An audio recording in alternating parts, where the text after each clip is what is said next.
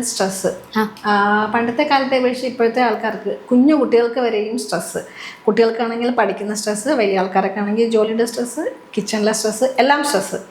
ഇത്രയും സ്ട്രെസ്സുമായിട്ട് നമ്മൾ ഉറങ്ങാൻ പോകുമ്പോൾ സ്വാഭാവികമായിട്ടും നമുക്കൊരു ഓവർലോഡ് ഫീൽ ചെയ്യും. പിറ്റേന്ന് രാവിലെയും ഇതുപോലെ എണീക്കുന്നു, അതേ സ്ട്രെസ് ഫീൽ ചെയ്യുന്നു, അതുപോലെ ഉറങ്ങാൻ പോകുന്നു.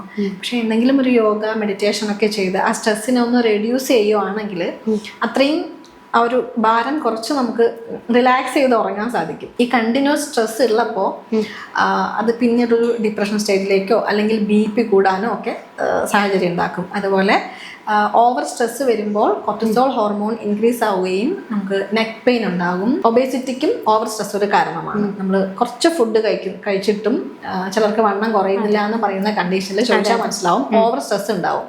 അങ്ങനെ വരുമ്പോഴും നമ്മുടെ മെറ്റബോളിസം കുറയുകയും ഈ പറഞ്ഞ പോലെ വയറ് കൂടാനുള്ള സാധ്യത ഉണ്ട് സ്ട്രെസ് കൂടുമ്പോൾ.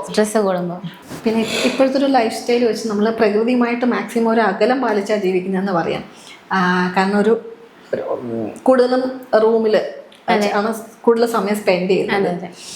കാറാണെങ്കിൽ AC, വീടാണെങ്കിൽ AC, ഓഫീസാണെങ്കിൽ AC. അപ്പോൾ കുട്ടികൾക്ക് പോലും കുറച്ച് സമയം ഒന്ന് വെയിൽ കൊള്ളുമ്പോൾ അവർക്കൊരു സ്കിന്നിന് പറ്റുന്നില്ല, അല്ലെങ്കിൽ ഭയങ്കര ക്ഷീണം, തളർച്ച. വലിയ ആൾക്കാർക്കും മെജോറിറ്റി ആൾക്കാർക്കും ആ ഒരു പുറത്ത് വെയിൽ കൊള്ളാനോ അല്ലെങ്കിൽ മഴ നനയാനോ പറ്റാത്തൊരു സാഹചര്യം. നമ്മൾ ശരിക്കും പറഞ്ഞാൽ നമ്മൾ പ്രകൃതിയുമായിട്ട് അത്രയും അകന്നു പോയിരിക്കുന്നത് കൊണ്ടാണ് നമുക്ക് ആ വെയിൽ കൊള്ളാനും മഴ നനയാനും ഒന്നും പറ്റാത്തത്. ശരീരത്തിൽ ഒട്ടും വെയിൽ ഏൽക്കാതെ വരുമ്പോൾ വിറ്റമിൻ D കുറയുകയും കാൽഷ്യം അബ്സോർപ്ഷൻ കുറയുകയും ചെയ്യും. വിറ്റമിൻ D ആവശ്യത്തിനുണ്ടെങ്കിൽ മാത്രമാണ് നമ്മൾ കഴിക്കുന്ന ഫുഡിൽ നിന്ന് കാൽഷ്യം നന്നായിട്ട് അബ്സോർബ് ചെയ്യാൻ സാധിക്കുള്ളൂ. അപ്പോൾ ഇപ്പോൾ ഒരു 70% ആൾക്കാർക്കും വിറ്റമിൻ D ഡെഫിഷ്യൻസി ഉണ്ട്. ചില കുട്ടികൾക്ക് 13, 14, 15 അത്രയൊക്കെ ഉണ്ടാവാറുള്ളൂ. അപ്പോൾ അത്രത്തോളം വിറ്റമിൻ D ഡെഫിഷ്യൻസിക്ക് ഒരു കാരണം നമ്മൾ ആ ഒരു പ്രകൃതിയുമായിട്ട് അത്രയും അകന്ന് നിൽക്കുന്നത് കൊണ്ടാണ്. പിന്നെ ഒന്ന് ഇംപ്രോപ്പറായിട്ടുള്ള സ്ലീപ്പ്. നമ്മൾ ലേറ്റ് നൈറ്റ് ഉറങ്ങുന്ന ലാസ്റ്റ് മൊമെന്റ് വരെയും മൊബൈൽ നമ്മുടെ കൂടെ കാണും. പ്രത്യേകിച്ച് ലൈറ്റ് ഓഫ് ചെയ്തിട്ടാണെങ്കിൽ അത്രയും നമ്മുടെ കണ്ണിന് സ്ട്രെയിൻ കൊടുക്കുന്നുണ്ട്, ബ്രെയിനിന് സ്ട്രെയിൻ കൊടുക്കുന്നുണ്ട്.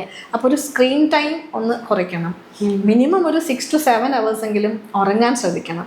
പിന്നെ നന്നായിട്ട് വെള്ളം കുടിക്കുകയാണെങ്കിൽ, വെള്ളം ഒരു നാച്ചുറലായിട്ട് നമുക്കൊരു ഡിറ്റോക്സിഫിക്കേഷൻ നടക്കാനായിട്ട് വെള്ളം സഹായിക്കും. പിന്നെ എയർ പൊല്യൂഷൻ, പിന്നെ നമ്മളെ പച്ചക്കറികളാണെങ്കിലും പഴങ്ങളാണെങ്കിലും, എന്നാൽ നമ്മുടെ വീട്ടിൽ പോലും ഉറുമ്പിനെ ഓടിക്കാൻ, പച്ച ഓടിക്കാനൊക്കെ നമ്മൾ പെസ്റ്റിസൈഡ്സ് ഒത്തിരി യൂസ് ചെയ്യുന്നുണ്ട്. ഇങ്ങനെ ഒത്തിരി പെസ്റ്റിസൈഡ്സ് യൂസ് ചെയ്യുമ്പോൾ അലർജി, ആസ്മ, അതുപോലെ ലിവർ പ്രോബ്ലം ഒക്കെ ഉണ്ടാവുന്നുണ്ട്. അപ്പോൾ അതിൻ്റെയൊക്കെ ഒന്ന് ഉപയോഗം കുറച്ച്, അല്ലെങ്കിൽ കുറയ്ക്കുകയല്ല, അത് ഒഴിവാക്കി നാച്ചുറലായിട്ടുള്ള മാർഗത്തിൽ കൂടി ഇതിനൊക്കെ ഒന്ന് ശരിയാക്കി എടുക്കാൻ നോക്കുവാണെങ്കിൽ ഹെൽത്തി ആയിട്ട് മുന്നോട്ട് പോകും.